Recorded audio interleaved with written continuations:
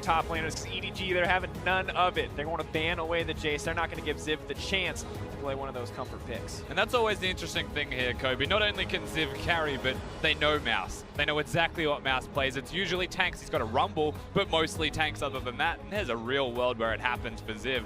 And EDG, you're expecting target bans. AHQs should be the exact same, but they're stuck on red side, so there's a little bit extra meta having to be thrown in, such as Kalista. Yeah, a lot of bottom lane power being banned out here from AHQ. These champions are going to be very frequent in the ban phase, but AHQ definitely don't want to let iBoy and Mako set up with any of those power picks as far as the bottom lane goes, because EDG very often do play around that bottom lane and could blow the game open. And I will preface this, of course, with iBoy, the newest player for EDG, loves him some Kog'Maw.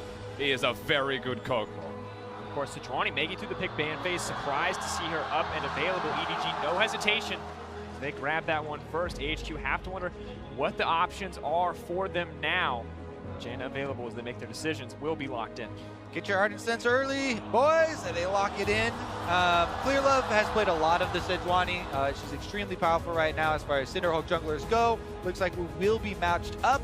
Mountain, tons of Gragas play. So very comfortable champions, honestly, for both these junglers. And they are both, fairly standard and meta thus far in the pick bans. Yeah, and the double disengage composition evolved with the Janna and Gragas that has started to resurge as well. Gragas having that guaranteed engage source is big, but the Janna Gragas, whilst it's a nice combo, leaves so much open on the opposing side. Not just the Lulu, but Lulu Kog'Maw is a 2v2. It's just screaming, pick me. Oh, and it's a powerhouse on the international stage from what we've seen so far. Definitely a powerhouse in the LPL.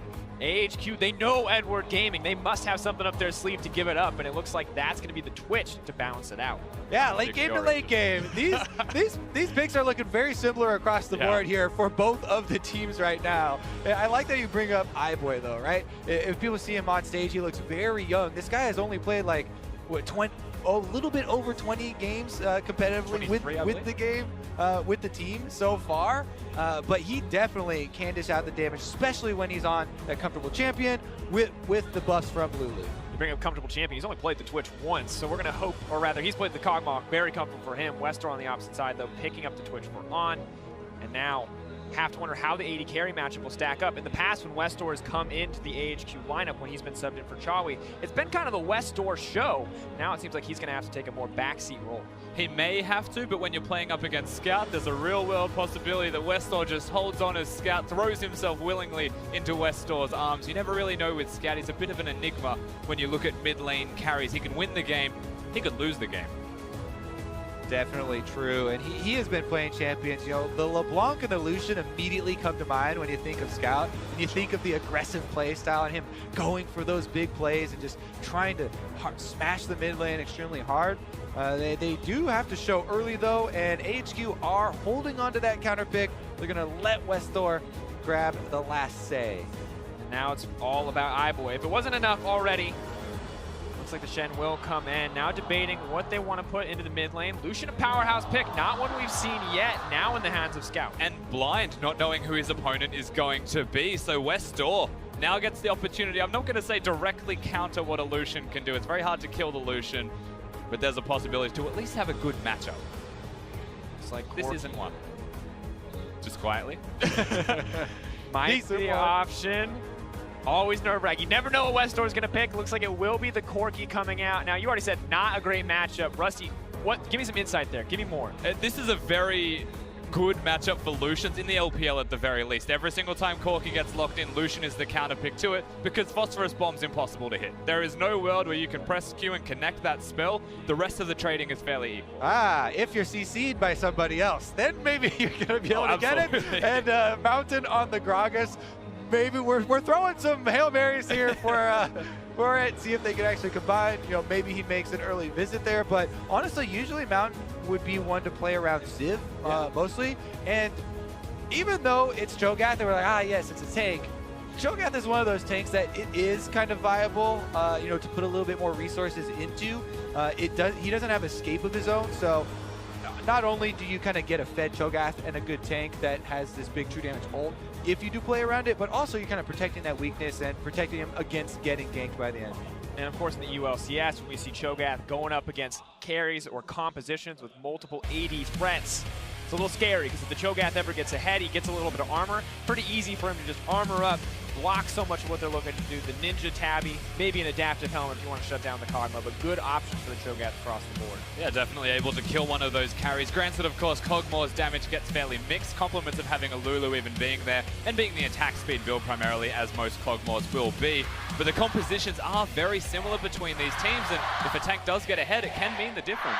Yeah, if people are worried about the Kog'Maw mixed damage, you can use a mixed defense build that's super effective specifically for Kog'Maw. The new adaptive helm, so good against him because it does actually work on the magic damage from the W activation, and then you combine that with some Ninja Tabbies, and you have multiple reductions there for the attack speed, or for the attacks from Kog'Maw, which does work out pretty significantly as far as reducing some of that massive DPS. Here it is, folks, our final game of day one of the 2017 World Championship group stage.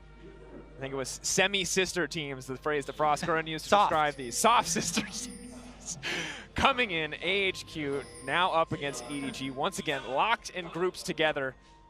Have to see who is going to make it out this time around. And an 8-2 record in favor of EDG in total. However, the last times they have met, AHQ has been able to download them, survive the early game, and just try and outscale and get those big team fights. Well, both teams are equipped to do exactly that, so we'll have to see how this one does play out. AHQ should be incredibly familiar with EDG's playstyle, and they surely have come up with something. Well, I'm becoming incredibly familiar with gold generation in the bottom lane. Once again, we have double Targon 80 carries, double coin supports, and I'm just going to assume that they've got gold generation runes as well on those supports to really fund the Ardent Sensors. And now as well, feels like we're set up for that passive back and forth farming bottom lane. Mid lane could be explosive, but top lane is 2 tanks. So talk to me, gentlemen. What are the openings? What are the opportunities? How does someone find an advantage here in the early game, if that's even what they're looking for? For early game for EDG, I usually look to scout, right? This guy's gonna try and play aggressive, especially in this match that we were talking about there, Rusty. And when you do bring that up, then you also have to consider junglers, but that would generally be the area of the map that we're going to point towards. Yeah, he's definitely the one winning lane when you go across the board. Cho'Gath into Shen is fairly neutralized. Shen, of course, having his W to be able to prevent any kind of damage there. This will be the place that you look at. Gragas is very good at ganking mid lane, of course, with the flash body slams. So the opening for AHQ is there. It's gank the Lucian. But for EDG, it may just be counter gank and try and get the 2v2 kill, snowball that lane, translate it to the rest of the map. And we just had SKTC9. That felt like it was all about the mid lane. Once again, mid laners are the center of attention here. Bot laners, as you mentioned, the Ardent meta means everybody's pretty content to farm, although On is getting aggressive, not letting iBoy stay comfortable on that Kog'Maw in this laning phase. The correct way to play against someone who is having their first experience on the world stage and just became of age in July, I believe, with only 24 odd games under his belted experience. 3 of them on Kog'Maw. Looks like 3 wins as well, so a good look for iBoy. Definitely comfort surrendered over to him. In bot lane, a lot of trading. Top lane appears to be Shen favored for now. Level 6 will be the big deciding factor, as it usually is with these tanky top laners. Once again, always comes back to the middle lane. Comes back to Westdoor and Scout. Westdoor already suffering. 20 CS to 12 as the wave crashes into his tower. Scout so confident, he takes a cold into this laning phase matchup. Yeah, not too worried about the combination there with Gragas or the gank coming through. Westdoor himself, actually, is a little bit more scared, it looks like, of the CC coming from Sejuani, or even the combination eventual Shen ultimate. That could very well be used in the mid lane as well. Mountain, though, good scene on his way out of the jungle. Scout's going to give him a little tap on the way. Big game of chicken, of course. We're highlighting Scout. Amongst all of the LPL mid laners down on the bottom of your screen, he has been an outstanding performer. All of the stats are in his favor.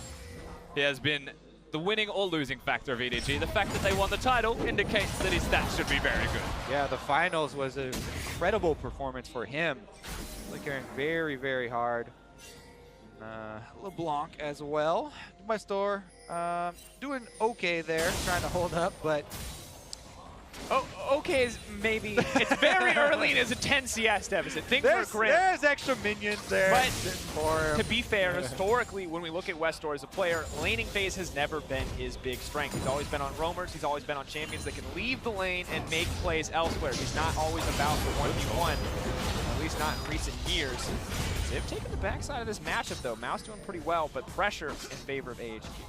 Very difficult to push into a Shen and try and keep the wave under a turret. Mouse even missing a cannon minion just to stop Ziv from recalling somewhere super close to try and get some vision. Has to check, is he actually recalling, or is he going to ward near the Gromp where Clearlove is? That's very important information. Yeah, and I am, let's give a little context here to the pace of the game, right? Because LMS this season has been incredibly slow, actually. Going back and watching a lot of them, a lot of the first bloods don't even come till the junglers are after level 6.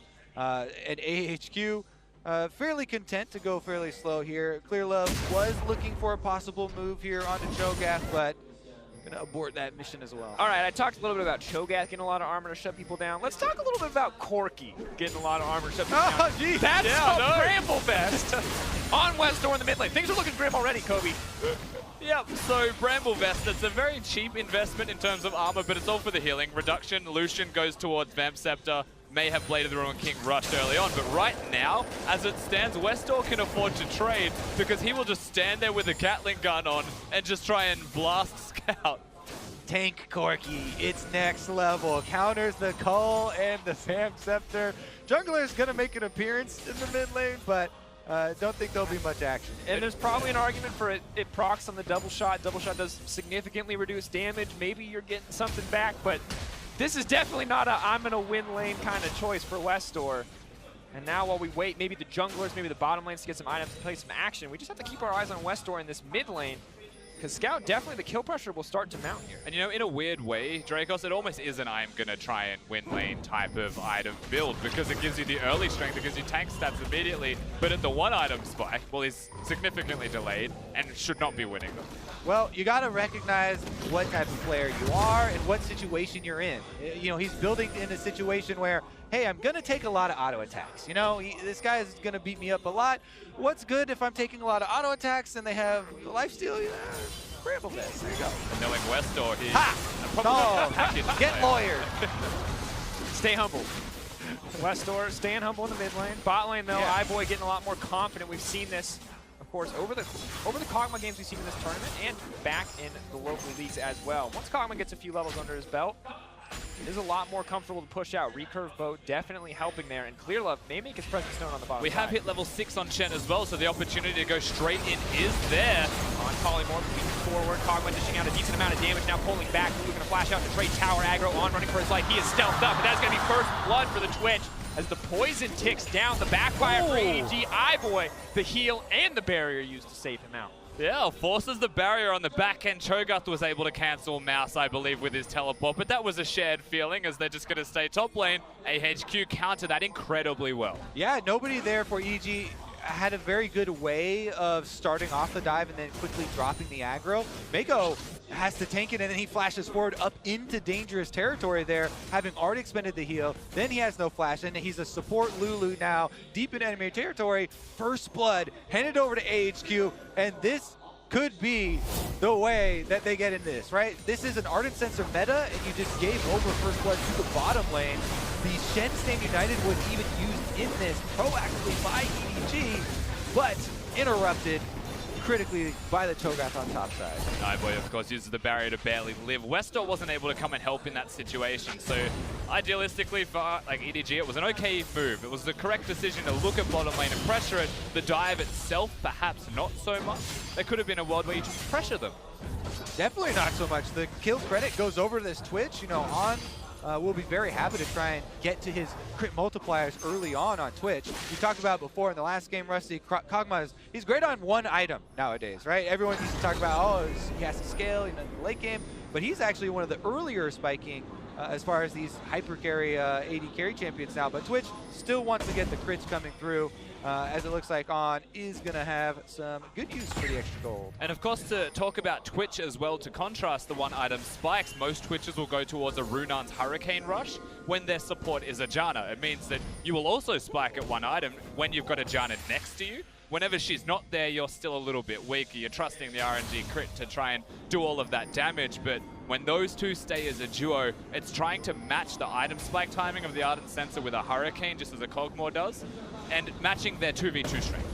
Of course, one thing to be concerned about is the Shen on the top side of the map, so now a lot more pressure onto Ziv to stop the Shen from going anywhere, to be the stronger scaling tank, and he has been such a huge crux for this team when it comes to previous success. Yeah, some very nice stats for Ziv, to say the least. The fact that he's able to constantly push forwards, his CS difference is fantastic. Ziv is the playmaker in certain ways for the team, who hasn't had the best season ultimately, but come to the world stage, he could bounce back big.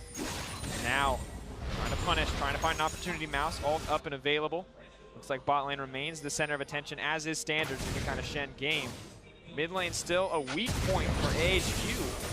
Scout getting a lot of CS, getting the blue buff as well, but hasn't been able to turn this into a larger advantage. Yeah, but is he trying to shoot Westor anymore, huh? He's not going for that harassment, you see? He's been deterred by the Bramble Vest early.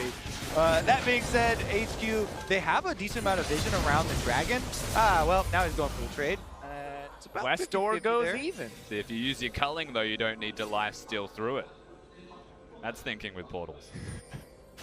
But now the first Ardent Sensor is going to go over to AHQ, courtesy of the earlier aggressive play.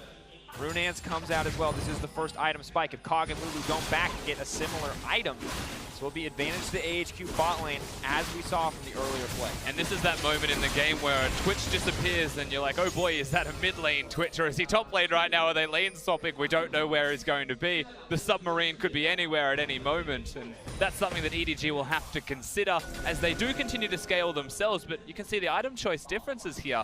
Going straight towards the Ninja Tabi for the Kog'Maw, doesn't want to rush his Guinzoo's Rage Blade. Looks like survivability is the name of the game.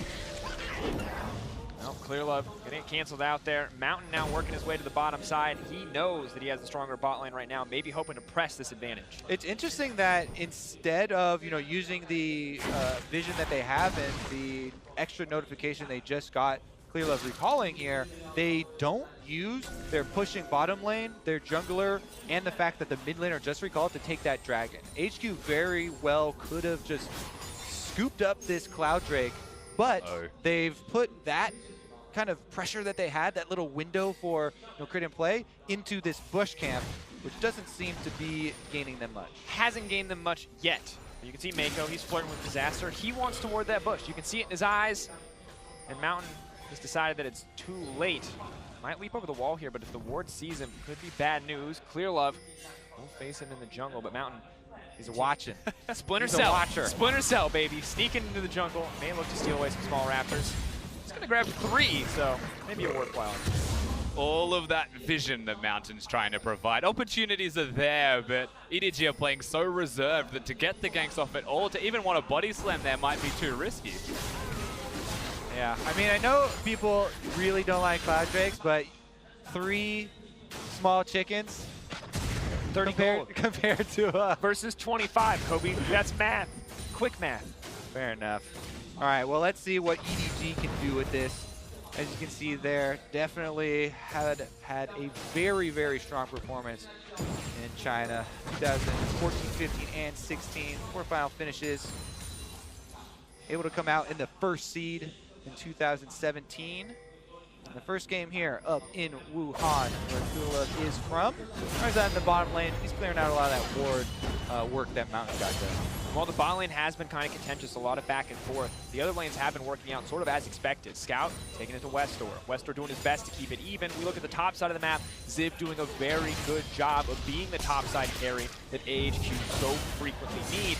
But he is still trapped in that lane phase. He can't break out of it quite yet. He's not that strong. He is trapped, but it's not a crazy amount of trap that he's going to find himself stuck in. Mouse doesn't have a Titanic Hydra completed yet, goes towards the Spectre's Cow, rushes that extra bit of magic resistance and healing that can come about from that item. And until there's a Titanic Hydra, Ziv should still have the push, still have the ability to leave lane be unlocked. That control ward should really never be in jeopardy as he controls the wave. And it makes it hard for Mouse to be unlocked as Shen and ult other lanes. Yeah, Ziv has done a good job of sticking to Mouse. We saw him interrupt before when he tried to use the Shen United in the bottom lane dive. And he's really been able to keep track of them. That's what Cho'Gath's looking for here. They both do have their teleports, so that's another option. But as of right now, Just changing a few Grasp of the Undying. We're waiting for there. the Warmogs and the Gargoyle Stoneplate before Ziv starts being a real 1v1 threat, although a few more levels under his belt may help these stacks starting to scale up as well. He has, however, started to go towards the item build that you mentioned before, barring the Ninja Tabby, of course, where the Adaptive Helm may be the item of choice here for him. Of course, the Abyssal Mask is another option if he wants to be super aggressive. Curious to see which direction Ziv goes and how he's going to be super useful in team fighting up against the Kog'Maw. All right, AHQ are going to scoop up that Cloud break.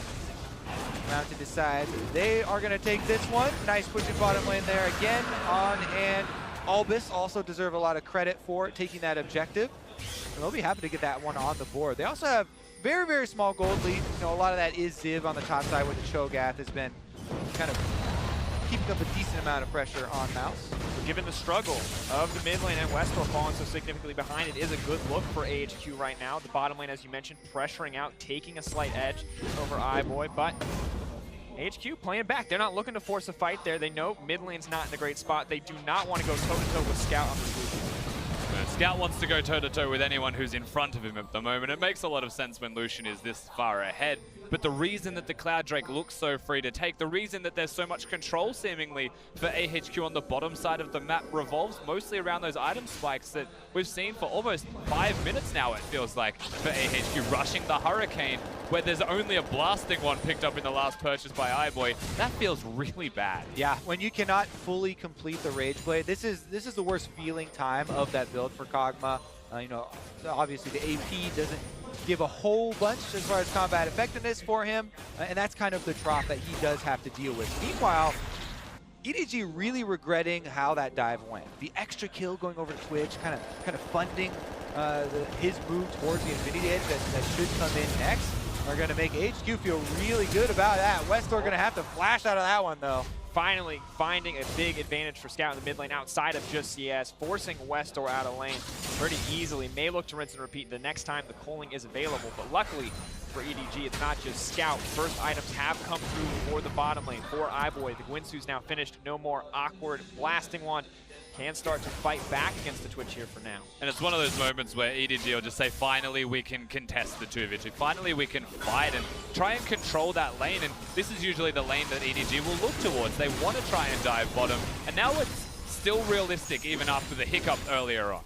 Yeah, looks like on here wants to at least get enough money for the VF sword part of the Infinity Edge before he goes back. The Kog'Maw right now, though, iBoy looking to make his new toy work. Goes for a lot of exchanges there with the Rage Blade stacked up. And so much of the gold you can see as we're highlighting now coming from the difference. They didn't spot the Sejuani there. They might want to use this Shen ultimate proactively. The tell would be if Mouse backs off topside, keep your eyes on the mini-map. If he backs off a good distance from Ziv, then HQ would have to worry about that coming in. They're even bringing down Scout. Small window of opportunity as Shen clears the wave and backs off before the two new waves meet in the middle. Will EDG capitalize on it?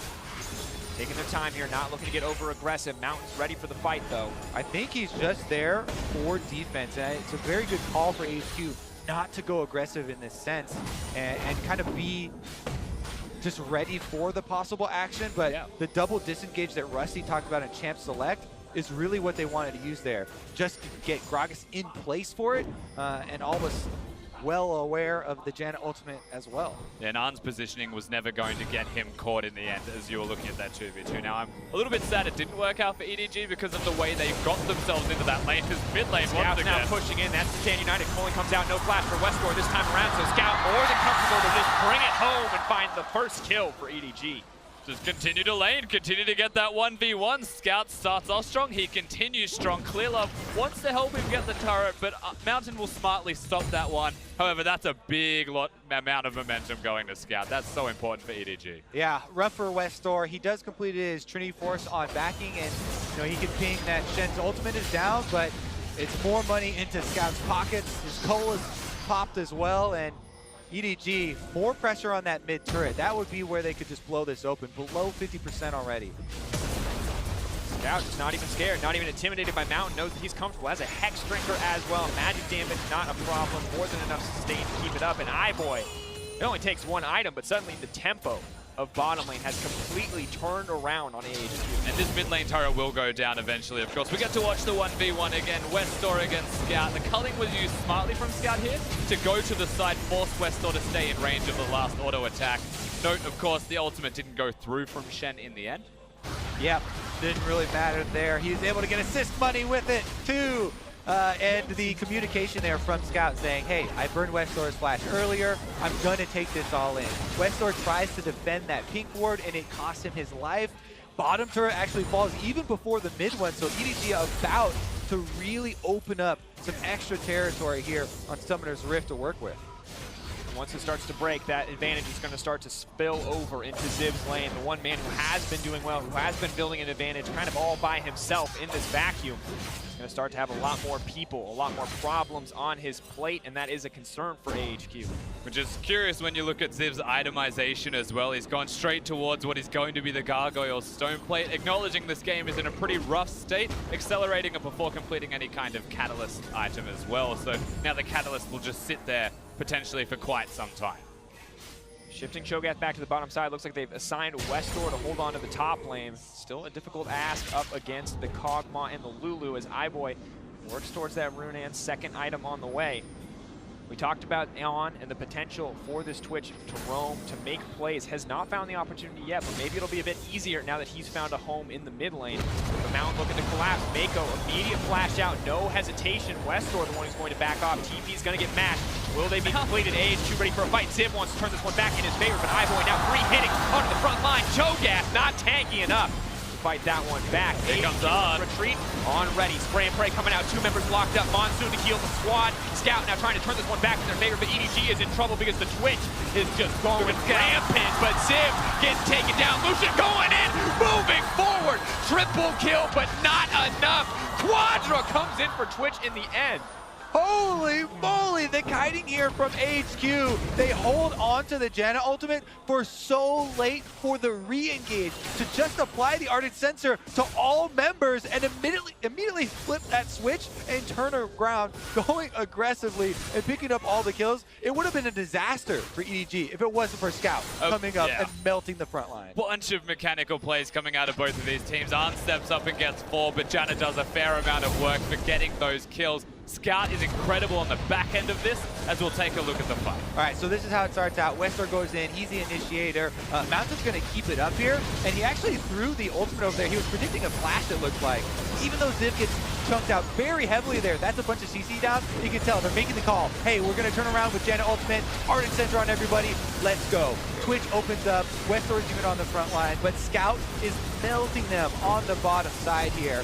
Able to take out the front line, flashes in for the Janna kill, and then point blank, barely able to finish off On in the end. Poison still gets the last hit though. Such a close fight. And honestly, just amazing performance from Scout, coming in clutch from the team, needed him. Great patience from AHQ. But now the scary thing is that's a 2-1-2 Lucian. He's doing great. That's a 5-1 Twitch coming up huge in these team fights. We talked about trying to fund those crit multipliers. Infinity Edge fully purchased here, and he's on to the next Zeal item already. So Twitch is definitely going to be the main focus for all of EDG in the next team fight. They're going to have to find ways to get their CC past the Cho'Gath, past this Gragas, and find a way to take down On, which is going to be difficult considering all the disengage they have. Exactly, they've got the Janna, the Gragas, even Cho'Gath, if he wants to play defense, can try and keep Arn alive. Corki, when he has a package, still quite good at zoning people and keeping Arn alive, who has those 2 items. And EDG's composition going forwards is not ideal. The only other thing EDG could do would be maybe all huddle under the Spirit's Refuge of Shen. 5 people. Block those autos, baby. Double 80 carries, autos. not anymore. 0 for a second and a half. But this feels like it puts so much pressure now onto Mouse and onto Clearlove as the big sources of engage, the big opportunities to force fights. And that is tough to hit that Glacial Prison, to find a way to line that up with the back line. Even when you do, it might be even more difficult to win out on the fight. But putting the fate in Clearlove's hands feels like it might be the right choice for you. And if you are a HQ, though, responding to that, the one thing you're waiting for is a QSS on Twitch. Once you get the Quicksilver Sash, you're ready to fight. Because then a Shen Flash Taunt just puts Shen closer to you. And that's the best thing ever for the Twitch in that situation. Like, heck yeah, I could auto-attack the heck out of him, and now he can't use Spirit's Refuge to save his team because I have an ultimate and a Hurricane that'll blast you all. So I'm ready for it from Arn, but it needs to be the QSS. And we thought this might be an EDG favored matchup. We look at the historical matchup between these two teams. We thought EDG would have the edge, but a single fumble on the bottom lane is punished. A single team fight from AHQ to bring the advantage in their favor, but still, the goal's so close. It is Scout who's keeping EDG in this, but it's going to be poised for some explosive fights as we move later. As Chowie talked about, this wasn't really the matchup that they wanted, the group draw that they wanted, but not only do EDG know them well and have practiced against them a lot, HQ as well, no EDG in and out. Boy, they're turning. One back, Mouse moving forward. This is the engage they wanted. On into trouble. That's the prison, and he's gonna get taken down. EDG with a beautiful fight. So good from EDG, but the fight's not over. They want the turret. Oh, Westor, the last remaining source of reliable damage. Ziv still with the feast up. Maybe they can contest this, but the Twitch going down is everything for AHQ. Yeah, they fought before his flash came back up, and Clearlove was able to hit that long-range Sejuani ultimate to punish him. They take a turret afterwards, and EDG strike back. iBoy obviously wants to get as much as he can from this while he's pushing him, but I'm pretty sure that's it, EDG. Call it and go back to base if you've got some items to spend. We are at 25 minutes in this game, and another team fight like that without the mid lane outer turret available could actually be a Baron. Something to keep in mind. The goal is starting to even up as well between the 80 carries. Still a massive advantage for Scout in the mid lane, but might not be enough. He needs to find an avenue onto the back line, and for now, he can just be happy that Clearlove and Mouse are able to bring that one home on the back of some good CC. But on 3 items completed, QSS probably next. Maybe that's when things start to shift back. Just watch iBoy during this. The fact that he's like, all right, we're fighting. Let's just turn around and go straight in. Trust Mouse, and they go forwards. And Clearlove, sniper. Super good ultimate there from him to find the Twitch, and they punish HQ really well there. HQ was, you know, the entire team wasn't on board with that opening. I think they chased it a little bit too far. They weren't expecting that quick collapse from EDG, who all just rallied around iBoy and were able to defend. And we talked about defensive builds. You see a Bramble Vest in the mid lane, but now it looks like a Randuin's Omen coming in for iBoy on the bottom side. Ninja Tabby, the crit damage reduction as well. You're not going to do as much damage as a fight, but Twitch is much less of a threat when you're taking away 20% of every one of those crits. Honestly, this is what the designers wanted. You recognize the situation you're in. This Twitch got a bunch of early kills, so the crits are going to be a big problem. There's an anti-crit item in the game, so and go there might ahead be and build 3 Randuin's Omens coming out when you look at the item builds of EDG. That's like a full reactionary play to it. Twitch does hit multiple people, so they're all going to get use. And that's the thing we have to remember too, is that this is not damage that you can affect, right? You can get a Last Whisper, you can stop the armor portion of that being relevant, but you can't stop the Ninja Tabbies, and you can't stop that Randuin's passive. All right, well, this is going to lower the damage profile here for EDG. Scout is still building primarily DPS. He has the slight defenses that we always see from the common Lucio builds and the Hexbringer thrown in there, but it is going to lower a little bit of the Cogmat damage later on. See if Scout can kind of carry the extra load. And wow. If you ever wanted to know the story of this game in graph form, well, here it is for you.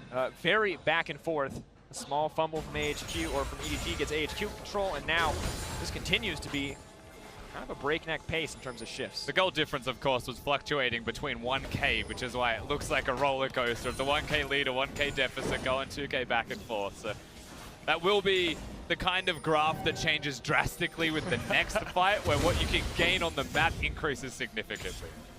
Baron, the big talk, 28 minutes in.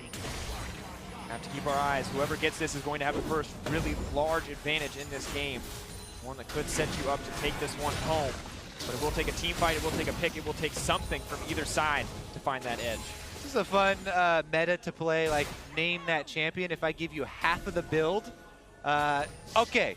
We've got a Ninja Tabby. Got it. Randuin's Omen. Got it.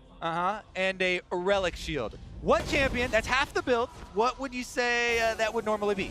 Top laner, a tank, maybe. Or, maybe the jungle, but not, that's a Kog'Maw this time around.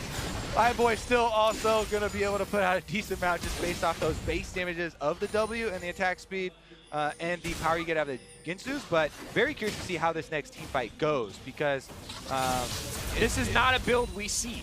I'm going to be interested to see how much damage this Kog'Maw actually does. What going away from a third offensive item is actually going to cost him in these fights. I mean, in a weird way, we have seen enough of this in the LPL here and there, just to kind of, like, Kog'Maws can build this because they've got an Ardent Senses shielding support to keep them doing extra damage. So like a 3-item spike, it compensates well enough. And instead of going something like a Frozen Mallet, which is a bit of AD and a lot of health, you can go the Randuin's route instead. Westdoor in trouble. Talked about picks, openings for Baron. It's not going to happen, but Westdoor will burn both sums. Well, let's see if the more traditional Twitch here with the QSS now picked up, Rusty, if he'll be able to carry the next team fight. Because the overall gold is very close, but the individual focuses of that gold I know are very different for these teams. And so far, HQ have been able to control the Dragons. But right now, there is an Ocean Drake up, and that would be a possibility for another confrontation. Will they fight for that one? Clouds weren't heavily contested. HQ firmly holding those. We'll let them get quicker around the map. Ocean, very important as we move later, especially when you're sieging with Baron buff, but not quite the same power it would have in the early laning phase. Both AD carries on the side of EDG, trying to figure out who actually wants this farm. Scout decides it's him. Yeah, it's the Scout. And so one other thing we do need to talk about before the inevitable team fight that we'll see is the support itemization choices as well. It's a Macau's, not just the QSS, that's going to be trying to keep Arn alive, keep him going in the fights, but it's a redemption on the opposite side for Mako with the Ardent Sensor, and so they'll, as a 5-man grouping, collectively have more health that isn't there on the side of AH. Yeah, redemption and a tankier build path for the Kog'Maw as well. We'll see what counts more, but with Macau's and the QSS, both major forms of CC can be canceled out, even if EDG do find a good engage on a more vulnerable target. So it is going to be even more difficult than it was previously. Last time On didn't have a flash. Last time On was a little bit out of position. This time he's got the flash, he's got the whole team behind him, and he's got 2 ways to get out of that CC. It's going to take a very decisive collapse from EDG. May not have found it yet, but the vision control definitely in their favor as they do own the pit. That was a... All right. For a second, it looked like they wanted a Baron, and then as they used spells, they realized it was a bad idea. Just giving him a couple of slaps, let him know who's boss. With that Wake up. Coming back for you, buddy. They do have the control ward set up, though, and EG look like they want a pick here. As long as AHQ don't kind of rush ahead and have the Twitch walking through a control ward, they should be okay, though. And of course, we keep an eye on the top laners as well. Looks like Shen's going to solo start up the Ocean Drake on the bottom side. Now it's trying to find an opportunity to take this while the rest of the team is occupied. This could be a moment of thank you, good sir, if Cho'Gath showed up and just decided to dominate, but he's not going to go that way as they simultaneously pressure mid and allow some extra hidden time there for the Shen to continue to work on the Drake. And Gragas was looking for the collapse with the due diligence on the side of EDG with the vision placed in AHQ's jungle, reveals the play before it happens, and it means that is going to be the free Ocean Drake. Yeah, it makes you wonder if Mouse being invisible on the map forces Ziv to say, okay, he's grouping right now for some kind of objective like Baron, or he's going to try and force my teleport. So what if I just group up instead? And it was almost like a pump fake that was an Ocean Drake all along. Never going to expect the Shen solo Ocean Drake. During the stream, though, which is global, so they got notification. Mountain gets a control ward that's inside of the Baron pit for their troubles, and they are able to get some of this vision control back for AHQ's favor. Yeah, almost complete control right now until EDG are able to reset and try and re-establish some of that vision. For the moment, it's walking around saying, are they actually doing the Baron? Because honestly, they couldn't tell for that 10-second window. AHQ going to show their respects, though. They need to recall and re-establish vision themselves, knowing that EDG are about to kill it all. Both teams trading back and forth. Neither team looking to push too far into the enemy jungle, risk getting picked off. Both teams doing the Baron dance, but who's actually going to know the moves here? Who's going to take the next step? Try something a little bit fancy. Because at the moment, it is just a trade of vision. The push back and forth in the mid lane. Very standard Baron play. I have to say, if you run the 5-on-5 setup team fight through the simulator right now, the team with the properly built end game, hyper carry champion will win that so many more times than the one with the less damage output here. Lucian has to get in there. Range is short, so it's not super reliable. And the Kog'Maw here not going to be able to match up to this, even armor penetration now complementing On's build with the Twitch. This is kind of a point where if I am AHQ, I'm quite ready to force one of these fights, especially if you consider the front lines. In addition to the back lines, a Cho'Gath has the heads-up advantage in a frontline battle because he can apply that true damage and does provide more in the 5-on-5 than the Shen. Yeah, if he's able to ever get into that team fight, it'll be super significant.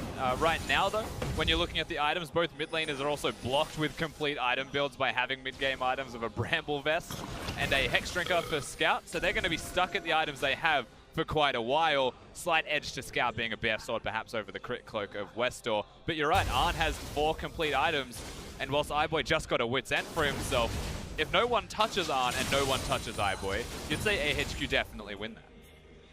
Interesting too, you have to wonder, as it's a very slow-paced game thus far, AHQ not ready to take that big risk, not ready to take that 5-on-5. We talked about this history of the matchup, how well both of these teams know each other, and both teams very aware that the next fight could just decide the game.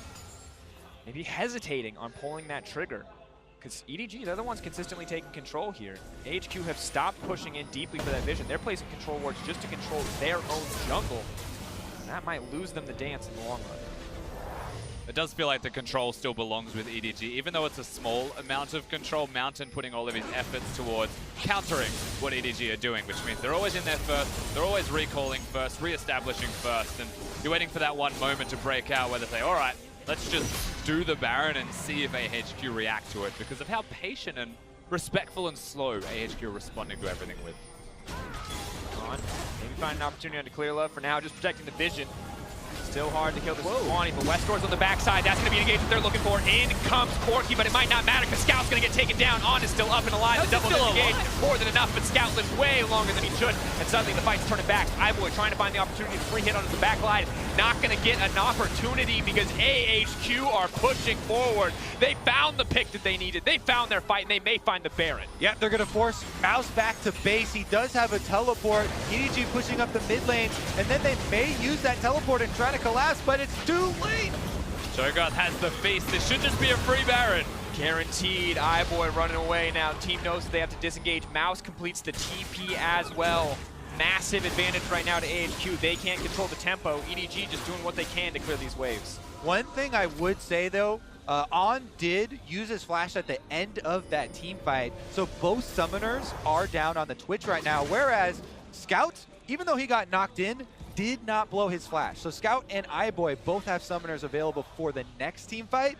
That being said though, Baron is a huge prize, and we'll see if the power play lasts long enough for AHQ to actually wait for the Twitch's flash to come back up.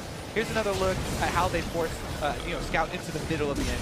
Of course, the part we didn't see where Scout was suddenly half health just gets thrown into a bounce house, even though he lives for quite some time. And you're seeing this moment, Arn's doing a lot of work, but iBoy's got the perfect position, and instead of choosing to fight, EDG are like, okay, we've lost it, let's not try and take something that is far too risky when Ziv has the ultimate there. Let's just back away and let them win this battle today. Now for the next 2.5 minutes, AHQ own the map. Can they start to break inhibitors? Can they break open the base, or will EDG capitalize on those summoner spells and force a fight in their favor? Yeah, the ideal situation for HQ right now is to pick up a bunch of outer turret gold, but they want to work with the double cannon minion wave right now.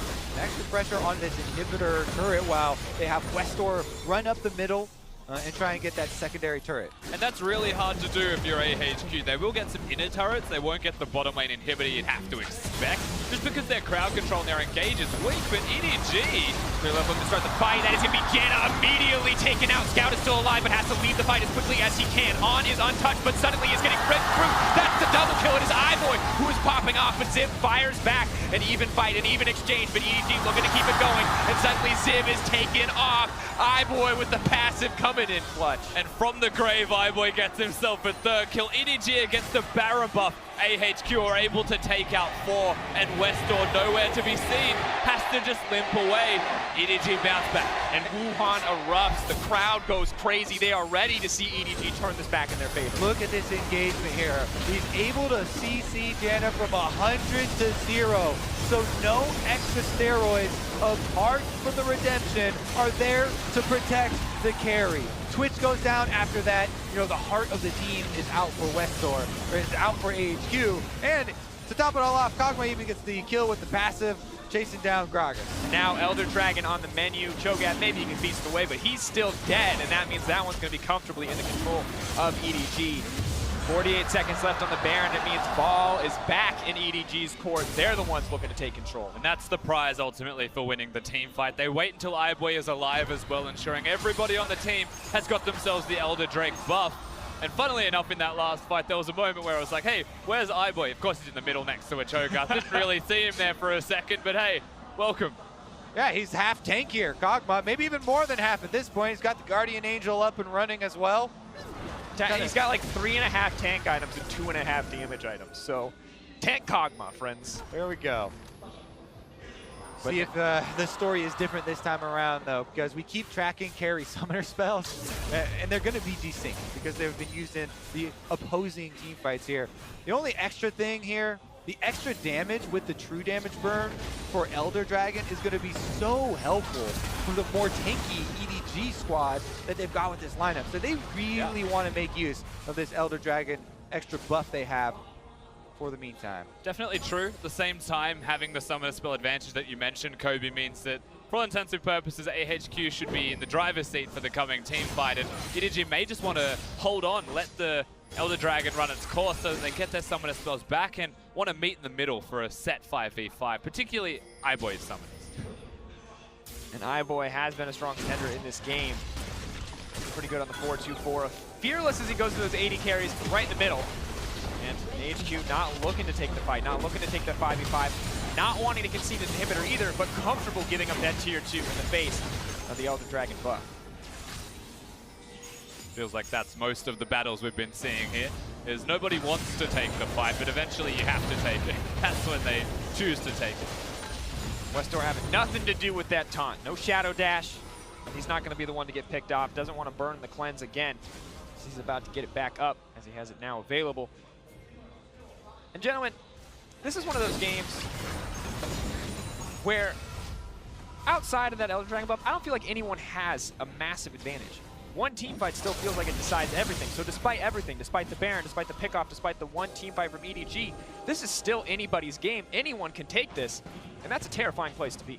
It is a lot about how you're going to set up these team fights. So what we're looking for now are the precursors there, and those are primarily them moving out and trying to get those control wards down, opening up these pockets, of fog of war, where you can actually be the ones initiating, right? There's such a different story if Janna doesn't get 100-0 at the beginning of that team fight. If you have your Gragas and your Cho'Gath on the front lines from the beginning, it becomes so much more difficult for EDG to actually work through that team fight. But if you cut out, all the steroids that Janna's giving at the very beginning, it's a much better. Off to the side, iBoy's gonna get knocked back. They're gonna try to rip through his health bar. Immediately he gets taken down, but he has the GA. He's coming back. It's a brief pause in the fight. He's gonna get revived. He's gonna try to make it out to safety, and he's alive for now. EDG are peeling beautifully, but they're not making a dent into the side of AHQ. Mountain's gotta back off. Pulling almost cleans him up, but it's an even fight. Nobody's gonna die. Yeah, the Guardian Angel is gone though, so wipe the sweat off the brow if you're iBoy and you're EDG, because that could have been the whole game just decided. The missed timing on the knock-up from Ziv, and iBoy just walks away. He barely was able to get out of there, and he definitely had to make use of all his tank stats as he was able to waddle away on even flash forward in that team fight with Twitch. So we keep on talking about the important flashes on these guys. That one was used offensively to go for the kill the last couple hits, but they were unsuccessful in actually getting those, and now Baron is up in 20 seconds. That could even be the most crucial part, the most crucial outcome of that team fight, even considering a Guardian Angel was blown. And as you mentioned before, which is even more prevalent now, the control ward setup wasn't actually there. AHQ just found an opportunity, they engaged, but there was no vision set up prior to this. It was just that one chance. So right now, EDG are set up with slight control. So Kog'Maw got off more damage in that team fight with even the 2.5 offensive items that you're talking about, and on flashing forward. It's crazy to see how effective this has been from iBoy, but can't afford to get caught out again. Can't afford that situation. It was the damage dealt across the entire game, and on not holding a candle, as the Twitch that is fed, as the Twitch that had 5 kills in the early game, might be a little concerning for the side of AHQ. Okay, entire game taken into account there in that Yeah, one. the 30k damage team fight for the Kog'Maw would have been pretty nuts. Had a bunch of zeros on there, no problem. Seems like the AD carry better right now. iBoy get caught out again. Westor steps forward, but does get punished for it. Yeah, Westor thought that he was stuck with iBoy, realized it wasn't the place he wanted to be. You can't trade with a Kog'Maw by yourself, and that's the state of the game. Westor, without teleport, with Summoner still up, but he probably has to go back to base or try and play a Warlord's proc. Now half health has Baron's up. Luckily he has the Arden as well, so not impossible for him to heal up, but a difficult situation to be in. Clearlove getting frisky, playing on the front line, ready to force an engage. Yeah, they're just letting Westor auto the minions that come down mid lane here, and now they're going to try and force. For the Rupture, does connect on the Clearlove. Westor just backing off. Both teams waiting. They're looking for that exposed carry, that exposed flank. They haven't found it yet. You can see the state of the game for the tanks even as well, not going towards the Warmogs build, acknowledging that this team fight will be an all-in affair, and there's no point half fighting, resetting. They are going to all-in, and they're going to kill them or die trying. And right now, AHQ, I still feel like they're playing scared. They're still backing off. And that means that EDG gets free pat to the Baron. This is a big deal. It's dropping quickly. Mountain's going to move in. We'll get a bit of sight there. Are they positioning just Mountain's for a steal? ready. Okay, moving backwards. Who can get it? Clearlove secures it in the end. Now AHQ need to force the fight. Not sure if they want to do it, though. Almost on the other side of the map. iBoy freely cleaning up the backside. Keep your eyes on the Twitch. Free hitting forward, trying to clean up the front line. Clearlove now tanked up, and iBoy coming into the side. He's ready to flank. That is the tank Kog'Maw. He doesn't have to be scared of anybody. He's pushing in, fighting back. iBoy flies. He's hungry for the kill. He's looking for a little bit more, but he has to back off on stealth. Some good tornado comes out to disengage the fight, but still a massive advantage to EDG. Yeah, they're going to have Baron buff running straight up mid lane now, and there's a huge minion wave top as well. EDG on the warpath. Trust iBoy to flash forwards to dodge a Cho'Gath Rupture as well for no reason. Doesn't have the flash, but still all the pressure bit. TP coming in. We talked about one fight to end the game. It might only take one kill. EDG hungry for a little bit more, but they're tempering that aggression. They're backing off. They're not looking for a 4v5 in the base. They're looking for a few more structures. That is going to give Mountain time to revive, and HQ are going to have another shot at the team fight, but EDG just left the base in shambles. And still, the inhibitor, the biggest advantage either team has seen this game. Gold not hugely important past the 40-minute mark. You can see it's in the favor of EDG, but look at the items instead, and we can look at this Baron one more time. And they make it a 50-50 as well. Mountain just comes in, has the Q there, wants to bop it. The timing from Clearlove with his smite was fantastic, being level 18, almost getting it at the perfect number. And Mountain throws himself away as the fight continues.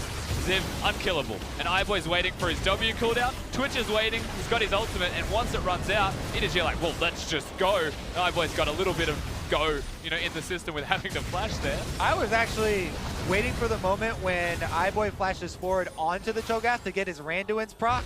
He could just flash forward, use the active for the slow to keep the chase, but he didn't get that close. And I also did want to shout out Westor for the package that he was able to use there. That was a really nice kind of defensive package to buy some space for On to get off some DPS. And even in the 4-on-5, HQ were pretty formidable in trying to get some damage back. And we look back at that fight. On a little, you know, he can cut through those tanks, but it still takes a lot of time. iBoy feels like he's having a little bit better time here. Much more survivable, not quite as vulnerable on the backside. And EDG giving On the respect he deserves. Scout and Mako both playing back, not looking to get in range of the spray and pray there. But still, the map resets. The inhibitor, the biggest advantage, but it will be up before the next Baron. Elder could be the next big arena for both teams to fight in. And for me, the big difference if you're EDG playing into AHQ is to try and wait for Arn to waste his ultimate, and that's when you push forward. Because whenever Arn has it up, AHQ should have a slight advantage in a direct 5v5 team fight, simply because of the composition and how big Twitch is in this late game scenario. iBoy pushing in. Not that scared quite yet. GA back up. Rupture not going to be the biggest thing on the face of the planet. And Mountain taking a lot of poke just to step forward. HQ hungry to find a fight, hungry to find something in their favor, but just not finding an opportunity whatsoever as EDG playing aggressive and comfortable. Yeah, and they should be able to clean up this outer turret, but honestly, the gold is, the income's not really mattering much anymore. Everybody's pretty much full builds here, not much space. It's more of an economy of item slots than an actual goal that they need to complete most of them here. It's going to be about this 5-on-5. This is gonna do it for us if they actually decide to force this one. Elder Dragon's up in 15 seconds though. They might draw them through a jungle corridor. And AHQ's vision right now, there is a control ward at the blue buff, so they have enough knowledge in the current moment to see if they go towards the Elder Dragon. The question is, when EDG does go, how do AHQ get into the pit? Is it safe? Can we walk there? And are they actually doing the Elder, or is it a bait after all? As Arn is looking. Oh, playing with fire too, because he's all alone. The Mouse is split up from the team. They're just going to shadow dash out to safety. Ziv now feeling a lot more confident. Maybe Mountain has finally found that flank. Scout in trouble. Westdoor doing so much damage. Spirit's Refuge buys a little time. Redemption comes back in, and it is Mountain who gets turned on. iBoy grabs the kill. That's one down in favor of EDG. AHQ cut themselves off. They're separated by the jungle wall here, and Mountain finds himself face to face with Scout, and no DPS to back him up. That's going to be EDG Elder Dragon. They're fighting in very awkward terrain there, AHQ. The Elder Dragon's the queuing with everyone pretty much at full build. Even the Phantom Dancer for Scout, his pass boots, they're a thing of the past for him. Now do they push 40 seconds on the clock for Gragas? Is this the final nail in the coffin for AHQ? Will EDG be able to find their first one at Worlds? Take down their sister team, take down a team that they have played against so much, extend that 10-game record. 9-2 instead of the 8-2. They're pushing forward for more. On still looking for that opportunity. Has all summoners available. 30 seconds means that HQ need to clear one more minion wave for Mountain to get back up. EDG are probably going to be able to get the turret before he does so, but they won't be able to end the game before Mountain is up. HQ have one more chance. iBoy pushing in. Westdoor now in trouble. iBoy on the front lines, but will take a lot of damage back. Tower will go down as predicted. Will the inhibitor follow? It looks like AHQ just going to back off here. On Hungry to find that opportunity. Leaps in onto Scout. Now Mouse needs to back up as well. They're pushing in, but they're kiting so well on the side of EDG. AHQ, not certain if they want to take the fight. Righteous Glory comes out. Clear Love holding onto the ult. Patience on the trigger finger. So tense between these teams, but neither of them has the engage necessary to just straight up kill the other person. And so they just walk at each other, back and forth. They're just dancing. We talk a lot about the Baron dance, but the 50-minute no-engage teamfight dance is not one that I'm always familiar with. Clearlove still hasn't found that opportunity as we move later in the game to isolate that key target. We can praise AHQ and On for using the stealth of Twitchwell, only going in when he knows he has a chance to free fire. But still, setting us up for one final team fight, setting us up for a Baron. 44 seconds holds us back. That's the arena. We're waiting. They're queuing up for PvP right now, boys. One more chance, one more team fight, one more chance. All right, well, we're definitely going to get one more Baron in just 30 seconds here, boys. Vision has gone down. The setup we keep talking about, this team fight, building up, which AD carry is actually going to get caught at the beginning. Is there going to be a key rupture here coming through? We're past the Bramble Vest. Westdoor has built it to survive lane. He has survived lane. He is now a full build Corki. The Bramble Vest has been sold. He has hit the threshold.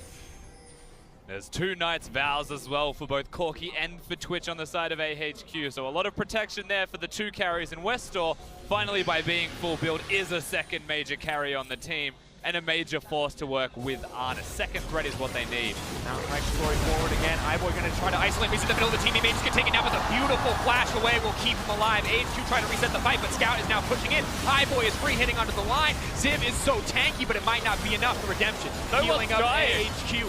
No one has died yet, but Mouse has isolated himself. They're pushing forward. The Rupture leaping in, and bye-bye to Scout. AHQ, they're finding the edge. They're pushing in for more. One more Rupture. Mako sidestep, but it will cost him his life. Mountain wants to keep it going. The Baron in the sights of AHQ. This could be their game. There's minions on their inhibitor right now, so they could finish the Baron for the empowered recall if they want. Send one person to clear off those minions, that person being Ziv, who has teleport, and try and pressure.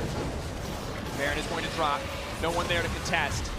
EDG backing off, not looking to double down there, not looking to take a big risk and end the game. This is AHQ with Baron in their back pocket, but the inhibitor will drop. Wuhan's happy to see that. That could very well mean that AHQ won't be able to get a greater advantage here. Minions are the real MVP in that last battle for the side of EDG. The side waves were set up, but still 25 seconds on mid lane, 30 seconds on Mako, and with the Baron, AHQ look to pressure. iBoy, Clear Love, and Mouse versus the world. No support, no second damage source here. We're probably going to see them use the teleport on this first minion that hits the Nexus turret. AHQ want to finish it before Scout gets back. Coming up, looking for the opportunity. iBoy uncontested. They might just focus. Well, they've got towers. iBoy's been knocked back into the middle of the team. The GA will be procced, but they're ready this time around. The Rupture not going to connect home, but it does not matter. AHQ, in the face of disaster, managed to find the fight, managed to find their win condition. Scout, he's just poking at it, but it does not matter because this is their Nexus. This is their game. AHQ going to find their first win on the world stage. AHQ with the upset over EDG early on, day one of group stages. They buy the Bramble Vest, make it to the 50-plus minute spike where they're able to sell it and then end the game shortly after. For a team that had fairly low expectations coming into Worlds, still when they play against EDG as of late, they prove to be an Achilles heel. They know each other so well, and it means that AHQ are very prepared to take down their friends. And I think we have to praise Mountain. His engages may not have been perfect. He may have been caught out once or twice, but when it came to those final team fights, he found the casks that counted. That's what matters in the late game team fights. They find Scout first, take him down, then in the base, Mountain there, able to find the Gragas ultimate to end it out. Perfect on to iBoy, taking him down, and congratulations to AHQ. There were moments where either team could have won this game as well, but ultimately AHQ, they get 4 kills onto a Twitch, and suddenly everything slows down. Like, I don't know if we can fight that type of game. And you have to wonder if small differences in decision-making could have brought home the win for EDG, but still, the team fighting so good. Despite Scout getting caught out, they still found an edge in so many fights across the game, across the series. That was honestly just insane. It was an insane game. I'm more worried about kind of the state of EDG after this. You know, there's a lot of pressure on their shoulders. This is in Wuhan. You know, this is Clear Love's hometown, and they're the #1 seed. They talked about how much pressure there is, you know, coming here. And actually, on day one, falling to AHQ, which is considered the upset for the group, they're really going to have their work cut out for as far as refocusing for the rest of this, because this is going to be a long process, and they are going to get more chances. Well, that's going to do it from us here at the caster desk. Let's leave it to the analyst desk to break down that game. Thank you very much, Dracos. An absolutely crazy game out of EDG and AHQ, but AHQ turning out the victors here, snatching a victory out of the jaws of defeat in all reality. And that's the thing, if people didn't watch Rift Rivals, this was actually a carbon copy of exactly what AHQ did to EDG at Rift Rivals. It was EDG's favor, they were controlling tempo of the game, and then it was just a 55-minute stall from AHQ, and they frankly just team fought better. But it was such a counterpoint to the match we saw just before. SKT versus C9, the other two teams in Group C, and EDG. There was a point in the game, I think we're going to get into the replays eventually, where they were basically about to take down 2 turrets at the same time. They were against a Bramble Vest mid lane Corki. They were set up to keep snowballing, to keep pushing ahead, but they mismanaged so many times and invited so much time. Westdoor still managed to hit 6 items despite being irrelevant the entire game. They let AHQ crawl back again and again, and eventually it was too many times. And I mean, it kind of stands out to me, one of the quotes from Eyes on Worlds from Clear Love. He said, what would you expect as a fan from the #1 seed? You would expect them to be undefeatable, right? There's such high expectations for EDG coming into this tournament. They're supposed to be going the distance. They're supposed to be fighting as one of the tournament favorites. And here they are, losing to a team that I actually heard from a lot of analysts thought would go 0-6. So it's not exactly the most promising start from them. And I think that there was so many opportunities from the close out the game. It felt less like AHQ stalled it out and valiantly defended, and more like EDG just did nothing. And mentality is one of those intangibles that's really hard to measure, and so we don't necessarily really like to talk about it or analyze it. But if you looked at Clear Love's face, you know, he was smiling at first, and then as the camera started to pass by him, you know, that smile fades. And mentality, Clear Love, and EDG, like, if you shake him, that team will crumble. I have seen it time and time again over the course of the domestic split. Clear Love went away for spring just to fix his mentality. He's come back and he's shown pieces of it, so maybe they can move forward, but this is rough. Well, yeah, and you talk about maybe mentally breaking here to lose this game, to drop such a long game at the end of the day. We'll see how they bounce back in future group stage days. But as we jump into the replays, I think it's important to note that these team compositions, to a degree, largely mirrored each other, right? Double tanks on both sides, double ADCs on both sides, and then shielding supports for both of these squads. But the difference is that we had another Shin. And I'm just going to like echo Azale because I am so tired of the Shin. Why are we continuously running into these ARAMs where it's just this tug of war back and forth and expecting that to go well? Get out into a side lane. Use your Shin. But Mouse was always just there next to his team, and he wasn't making use of the ultimate. He wasn't making use of the side pressure. Yeah, try to remember a couple Stand Uniteds throughout this game. The only one that even pops out to me is on the solo kill that we actually saw, around 18 minutes, and we can pull that up. And this is a Stand United where the Shen doesn't even come through. It's just used for a shield, and it would have been a solo kill regardless. And this is pretty much the only one that stands out to me throughout the whole game. There was just not a lot of effective use of the ultimate. It was basically used just as an additional Janna shield, and it's like... Well, and looking at these CSDs right here, that's where we look at how the heck did AHQ come back in this game when your mid laner is down 44 CS at 20 minutes, as well as a kill.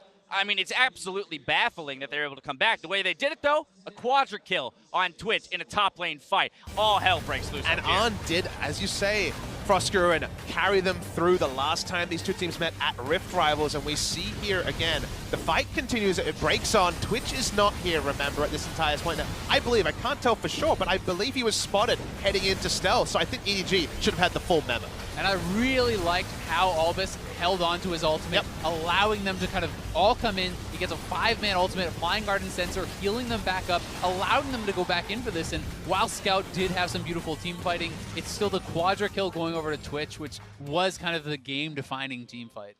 It just felt like EDG could have done so much more. You were mentioning it. It felt like the whole game was played around the mid lane and the Baron, mid lane and the Baron. It felt like after that quadra kill, I think EDG's takeaway was, well, we don't know when Twitch is going to open up, so Shen has to group, because Shen was not creating side pressure at all. It was a frustrating game to watch as an analyst, because EDG set themselves up with a huge lead. They were against someone who counterpicked himself, picking Corki into Lucian, went Bramble Vest, basically spent his first 2,000 gold on tank items, and yet eventually you have 6 items. It doesn't matter. In one fight, you win. But this is a perfect time to put a magnifying glass on Scout. We give Westor a lot of heat. You could see that in his CS differences, had some pretty wonky itemization, but ultimately he did his job for the team fight. Now, Scout is hailed as a great Lucian player. This is one of his big comfort picks, but what he giveth, he also taketh away. Getting picked out twice in very key situations was a huge factor for AHQ being able to swing that game. Yeah, you start to see kind of the impact of that low range on the Lucian when we get to those late game team fights, right? We hit that stalemate for like 20, 30 minutes in the mid game where multiple Barons are taken, multiple Elder Dragons are taken by both squads, and they're kind of trading advantages back and forth, but it all comes down to a final pick. AHQ finding the right situation. Mountain, again, Draco said it, he may not have looked fabulous for the entirety of the game, but at the very end when it mattered, man, he pulled off some sweet plays. Yeah, I mean, he did find some really good engages. This one onto iBoy. Later on, he found another one onto Scout, so he was key in those late game fights. And he's famous for his Gragas, but of course we're missing the 3 or 4 fights where he looked for a cask and just died first, and then EDG would back away. They wouldn't get any objectives. This was a great fight. He also bounces the next member in the next time his cask comes up. But when you're given 54 minutes to throw 25 casks, 5 of them are going to win you the game. I mean, this is a series where if you just look at the highlights, both of the teams probably look fine. AHQ walk away with their heads held high. But if you dig in and you really look at this, there's a lot of holes that both AHQ and EDG need to tune up. And I think one of the things that, we're talking about the Shen, talking about some of the bottom lane itemization that we talked about in the C9 series, it comes down to me where teams are trying to play so much to the meta and they're not really thinking about, does the meta fit the style that we are trying to play? And if you are trying to play the meta style and you are playing those champions in that context of your game plan, that's great. That makes a lot of sense. You want to be proactive. You want to play side lanes with Shen. Use the Stand United aggressively. Great. Pick it. But if you're not going to utilize the champion in that way, if you're going to try to play a different style, then pick a champion that fits that. Whether or not someone says it's the meta pick, you have to pick champions that actually fit what you're going to do in the game, or it doesn't work. A very tough loss for EDG to stomach here, but a great comeback victory out of AHQ. For more on AHQ's win, let's check in with Shox, who's ready with their man in the top lane. Thank you very much, Dash. Indeed, joined here by Ziv after, well, it was a very hard-fought game. In the end, Ziv, you guys won. You guys had a huge lead and a lot of kills on your Twitch early, but still it took a really long time to close out the game. Can you walk me through the story of the game from your perspective? 首先，恭喜你们获得刚刚那一场比赛的胜利。那你们前期突击拿到了很大的优势，但却花了很多时间才结束了比赛。可以稍微谈一下你们这一场比赛的流程，然后稍微谈一下你的想法吗？最主要是他们有圣这个角色，然后圣面对图奇或者是库奇的话，他的技能组其实是有点就是 counter 到我们的，所以我们也不能贸然开战。然后主要是图奇还选对面寇格魔还选了一个防御装，所以我们中间有尝试，但是发现伤害不太够。I think the main blocker for us was Shen, because Shen kind of counters Corki and also Twitch. And also they had defensive items built on their side, so it was hard for us. And we did try a couple of times mid-game, but then we failed, but then, we went into late game. Yeah, it got a little dangerous because indeed we had an AD carry on the other side with Random's Omen, a lot of defenses. When did you guys see that in the game? Did you tab and see it, and then what was your plan to kind of fight against that? 的确，对面 ADC 买了蓝盾这张装，那你们大概多久的时候有意识到他要 build 这个装，然后你们的策略是什么？其实，在中期的，就是我们老鼠刚拿完一个4杀之后，我们在中路有尝试开战一波，然后发现他选择这装备，然后其实也是蛮有道理的，因为毕竟可以降低暴击伤害，然后所以我们就是还要再等老鼠出到那个俄语之后，才能就是尝试看看。So during our fight, the quadra kill from Twitch, that's when we noticed, we're like, doesn't really make sense. Like, why are they building that?